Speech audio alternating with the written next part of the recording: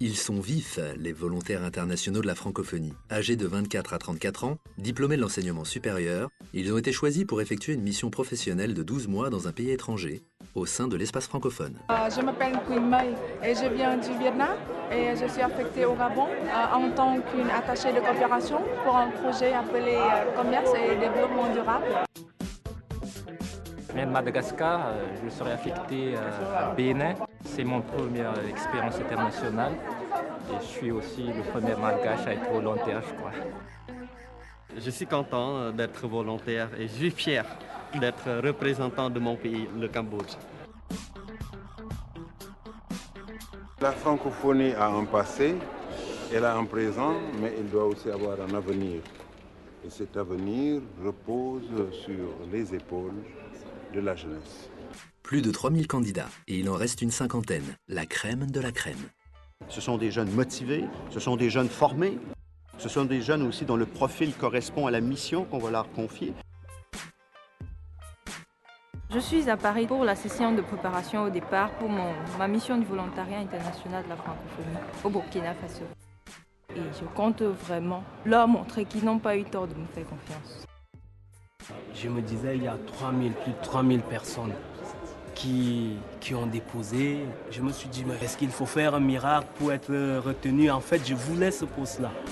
J'ai démissionné de mon emploi pour y aller parce que voilà, c'était vraiment ce que j'avais envie de faire.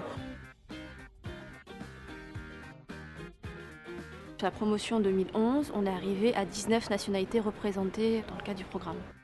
C'est vraiment leur permettre d'aller à la rencontre des autres, avant tout, se connaître soi-même et ensuite avoir confiance en soi pour revenir dans son propre pays et mener d'autres actions. Au départ de Paris, ils sont très motivés. Et sur place, comment ça se passe ?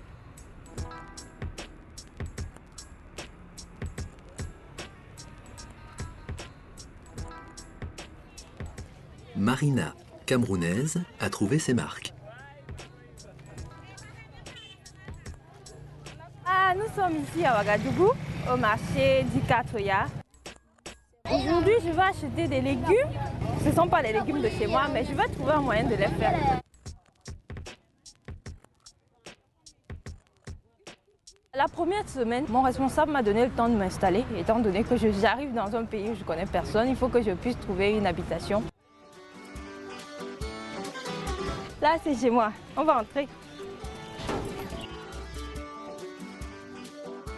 Je suis affectée en tant qu'ingénieur pédagogique multimédia.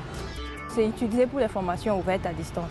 Ça veut dire que je travaille avec les enseignants qui me donnent leurs cours, soit sur support numérique ou bien sur papier.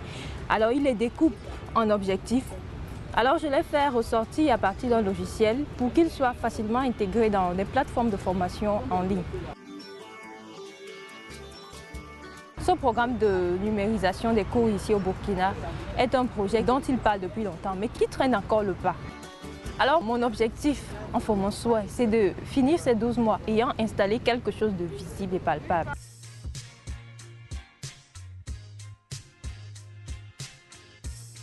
L'objectif vraiment de ce programme, c'est de pouvoir avoir un bénéfice partagé entre la structure d'accueil et le jeune.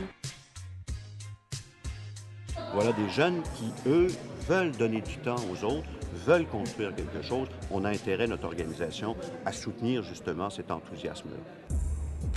Pour Olivier, originaire de Yaoundé, Ouagadougou est une première expérience à l'étranger. Et il est déjà actif sur le terrain.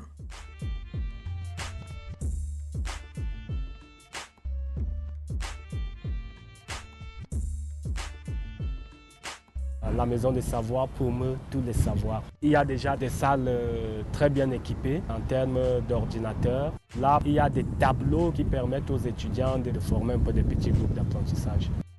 Et là, pour le public, nous avons prévu des projections à l'intérieur de la salle. Nous avons mis une corbeille que nous avons dénommée la corbeille des lamentations. Je vais faire tout le possible pour qu'on puisse réussir beaucoup de choses, peut-être nouvelles, à Ouagadougou.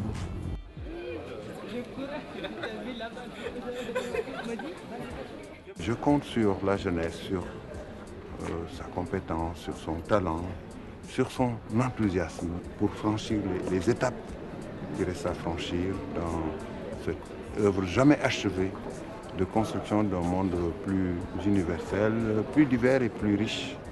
Et c'est ce monde-là que la francophonie a pour ambition de réaliser au service du monde francophone, mais comme modèle aussi au service de toute l'humanité.